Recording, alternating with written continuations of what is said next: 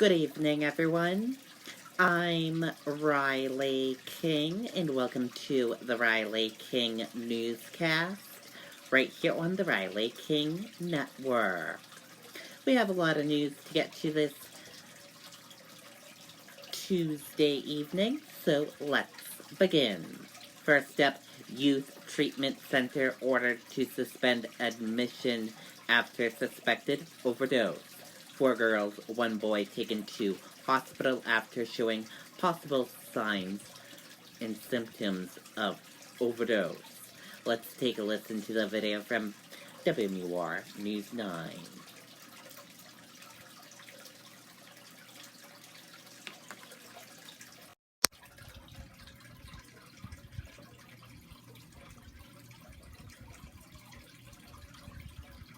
This is the Chevy Trax, the Chevy Equinox, the all-new Chevy Blazer, and the roomy Chevy Traverse. No matter what you're looking for in an SUV, Chevy's got you covered. This was the scene at 56 North River Road in Manchester around 9:30 Monday night.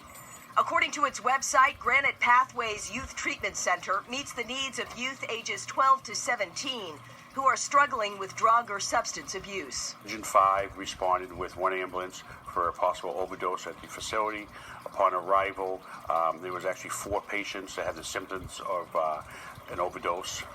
And they were conscious, but they were exhibiting symptoms similar to overdoses. It's not clear who called 911, but first responders say staff at the center didn't appear to know that ambulances were coming.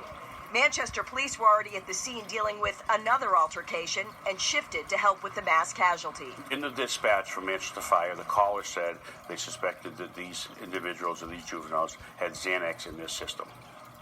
And upon arrival, there was no signs of any Xanax, but there was some words spoken from the patients, and that's what they had taken. Granite Pathways Youth Treatment Center told News 9 they had, quote, no information about the incident. Fire officials say all of the patients were conscious but needed treatment. So they were all considered a medical emergency and considered an overdose, and they were all taken to the hospital immediately. Just before we went on the air, the public relations firm representing Granite Pathways did release a statement to News 9 that says, in part, our obligation to protect the privacy of our youth restricts our ability to offer additional detail. The facility followed its internal safety and notification procedures, which includes contact with the families as well as local and state public officials. That's the latest here from Manchester. We are live. Amy Cavino, WMUR News 9. Okay, and there you go on that video and that report. Significant amount of dynamite found in Portsmouth basement. Seen on Austin Street cleared before 12:45 p.m. Let's take a listen to the video from WMUR News 9.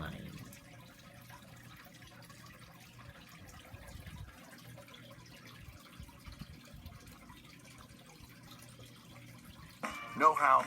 Right now. That's our specialty. BatteriesPlus.com. We also have breaking news in Portsmouth. Austin Street between Middle and Cabot Street is closed because of hazardous materials. Police and fire crews are working to remove those materials right now, but have not said what those items are. Stay with the News 9 for more information about this situation as it is confirmed. Okay, and there you go on that video and that report.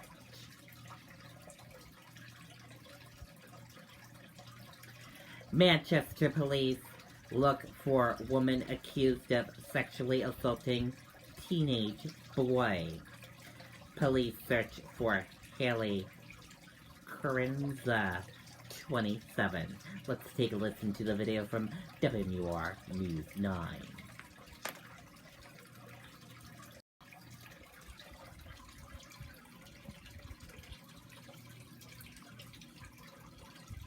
Trying hard to get a better signal on your cell phone? Let SignalBooster.com help you get a strong wireless signal with the right boosting kit. Enjoy clear cell phone talking and fast mobile internet on your smartphone all the time. Call 1-855-846-2654 or visit signalbooster.com.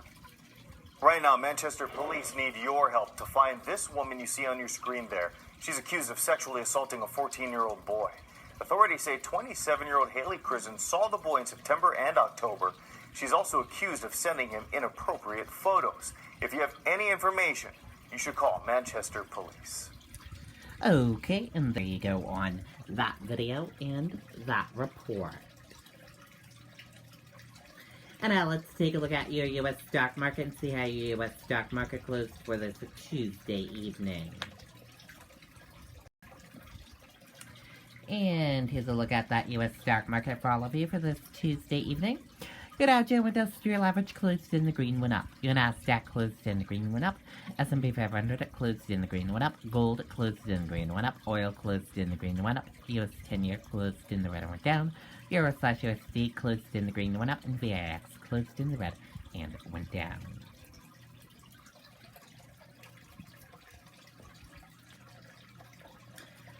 Stocks rise to another record as Best Buy leads retailers higher. Stocks rose slightly on Tuesday as retail shares outperformed, lifting the major average to fresh record highs. Fallout after judge rules former White House counsel must testify. Let's take a listen to that video from ABC News.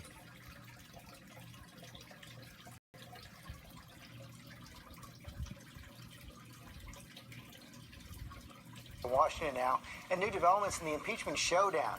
In a setback for President Trump, a federal judge has ruled that former White House counsel Don McGahn must testify, saying presidents are not kings and calling the White House claim of absolute immunity fiction. Our senior White House correspondent Cecilia Vega has the latest. Good morning, Cecilia. George, good morning to you. This is a serious blow to the White House's efforts to stonewall this impeachment investigation, and we are now likely looking at a major showdown that could go all the way to the Supreme Court. The federal judge delivering a blunt message, ordering former White House counsel Don McGahn to testify in the impeachment inquiry, saying, per the Constitution, no one is above the law. The scathing ruling a win for House Democrats faced with repeated stonewalling from the Trump administration, blocking testimony from top aides like McGahn and former National Security Advisor John Bolton. But now, the judge saying presidents do not have the power to kneecap House investigations, and that White House aides are not absolutely immune from cooperating with Congress, writing, quote, the primary takeaway from the past 250 years of recorded American history is that presidents are not kings. This is not just about this president.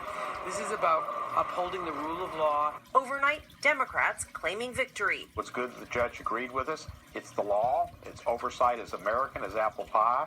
But the decision not expected to have an immediate impact on the impeachment inquiry. The Justice Department says it will appeal, setting up a legal showdown that could go all the way to the Supreme Court. But this morning, the big question, what does the ruling mean for other potentially game-changing witnesses like Bolton? Bolton's lawyer has said his client would not testify unless a judge ruled he was legally allowed to defy White House demands. Democrats argue this does just that. Sources tell ABC News Bolton's team is now reviewing the decision to determine if it impacts how they proceed, and he has already made it clear he knows a lot about President Trump's pressure campaign on Ukraine at the very center of the impeachment inquiry. So even if these new witnesses emerge, Intel Committee Chair Adam Schiff says that he is laying out a timeline and they are moving fast. He says soon after Thanksgiving, Democrats plan to deliver this report that will form the basis for these articles of impeachment. And if there was any question, George, about which way they are leaning on this, Schiff says his panel has uncovered, quote, massive amounts of evidence and corrupt intent by the president. Yeah, that report is coming next week. Cecilia, thanks very much. Let's get more on this now from our chief White House correspondent, John Carl. And, John, let's start out with that question where Cecilia left on John Bolton. Nothing is stopping him from testifying. He can volunteer to testify right now. The question is, will he use this new court case as cover? And, of course, this case is about Don McGahn and is not about John Bolton. But, George, a source close to Bolton tells us that he is looking at whether or not this would apply to his case as well. Of course, the judge wrote it in a very broad way, and we know that Bolton wants to talk. I think this brings him a step closer to talking to Congress, but George, it also looks like Bolton is likely to wait the results of the administration's appeal on this case before making a decision on that. So I wouldn't look for him to testify immediately. Right, that could take weeks or months. Meantime, big decision yesterday from the Supreme Court on President Trump's taxes. They've stayed the subpoena from the House, who wants President Trump's taxes. Two big cases on President Trump's tax returns to be decided or at least considered by the court in the next week or so. George, this is a temporary victory for the president. The lower court had ordered him to turn over his tax returns immediately. He does not have to do that. The Supreme Court made it clear they want to see an expedited review of this. If they ultimately take up the case, though, a decision would come down in June. That means the president could be forced to turn over his tax returns right in the middle of the presidential campaign.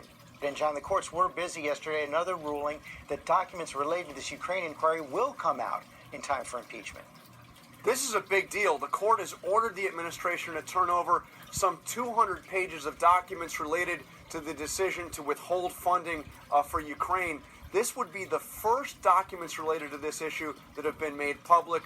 Of course, the administration may end up appealing this, but this is a big development. John Call, thanks very much. Hi. Okay, and there you go on that video and that report. And that did it for this evening edition of the Riley King Newscast right here on the Riley King Network. I hope you all enjoyed watching, and I'll see you back here tomorrow for another newscast. Good night and bye, everyone.